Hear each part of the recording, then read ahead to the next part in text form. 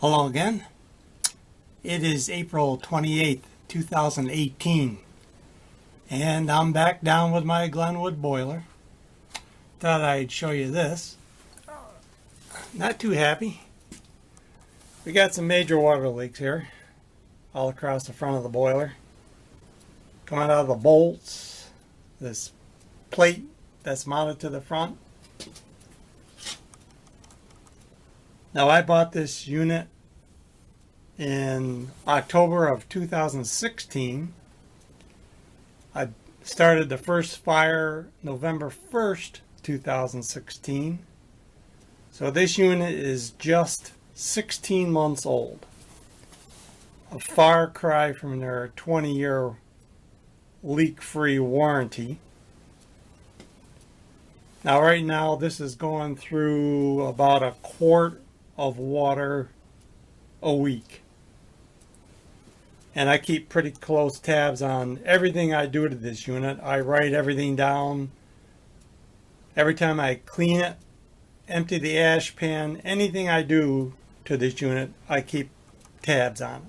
So you're saying, well, why don't you just tighten those bolts up?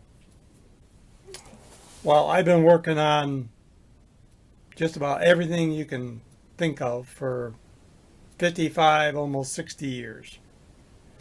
And if you worked on any kind of plumbing and you start to move fasteners, you can quickly make things worse real quick. So I have some concerns about what's going to happen when I try to tighten or loosen those fasteners. First question is, can I move them? Can I break them loose?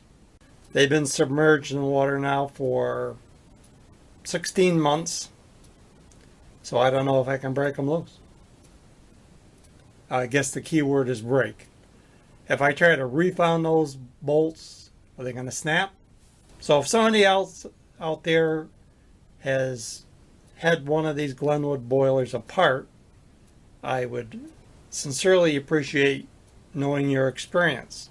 Now, in my humble opinion, Glenwood could save themselves a whole lot of problems and their customers a whole lot of problems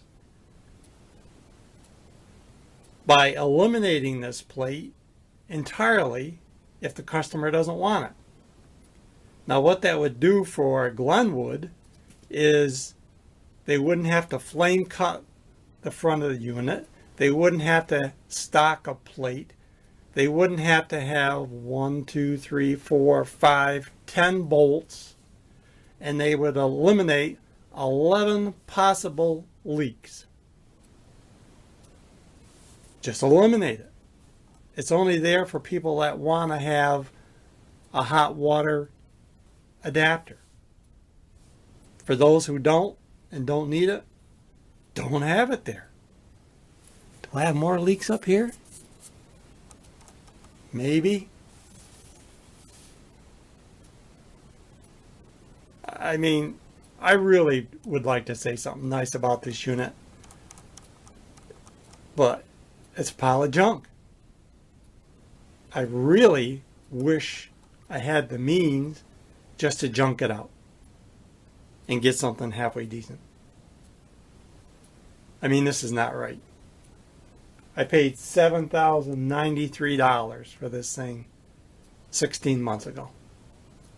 My disappointment on this unit is off the charts.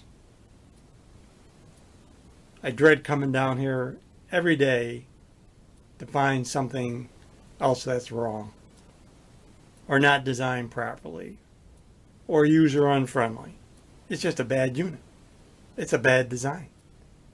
I have no idea what they were thinking about when they decided to make this.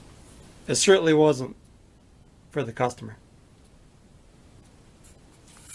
Hope you're having a better day than I am. Take care.